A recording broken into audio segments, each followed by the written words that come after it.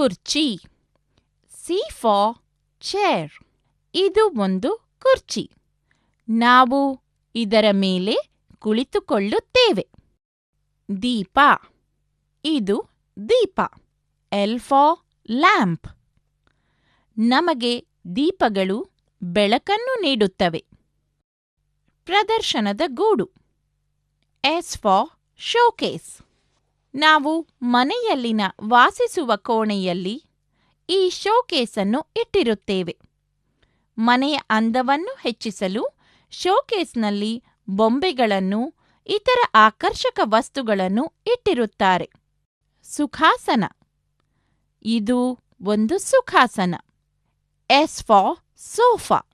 ಸುಖಾಸನಗಳನ್ನು ಸಾಮಾನ್ಯವಾಗಿ ಮನೆಯ ವಾಸಿಸುವ ಕೋಣೆಗಳಲ್ಲಿ ಇಟ್ಟಿರುತ್ತಾರೆ.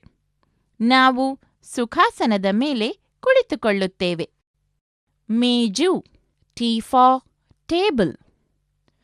ನಾವು ಸಾಮಾನ್ಯವಾಗಿ ಕಚೇರಿಗಳಲ್ಲಿ, ಶಾಲೆಗಳಲ್ಲಿ, ಮನೆಗಳಲ್ಲಿ ಬರೆಯುವುದಕ್ಕೂ ಹಾಗೂ ವಸ್ತುಗಳನ್ನು ಮೇಲೆ ಇಡುವುದಕ್ಕೂ ಮೇಜನ್ನು ಉಪಯೋಗಿಸುತ್ತೇವೆ. ಗೋಡೆ ಗಡಿಯಾರ. ಇದೊಂದು ಗೋಡೆ ಗಡಿಯಾರ. W for wall clock. ಗಡಿಯಾರಗಳನ್ನು ಸಮಯ ಅಥವಾ ವೇಳೆಯನ್ನು ತಿಳಿದುಕೊಳ್ಳಲು ನಾವು ಉಪಯೋಗಿಸುತ್ತೇವೆ. ಮನೆಗಳಲ್ಲಿ, ಶಾಲೆಗಳಲ್ಲಿ, ಕಚೇರಿಗಳಲ್ಲಿ ಮತ್ತು ಇತರೆ ಸ್ಥಳಗಳಲ್ಲಿ ನಾವು ಗೋಡೆ ಗಡಿಯಾರಗಳನ್ನು ಕಾಣಬಹುದು. ಆಹಾರ. ಹೂವುಗಳು. ರೊಟ್ಟಿ. ಮಲ್ಲಿಗೆ ಹೂ.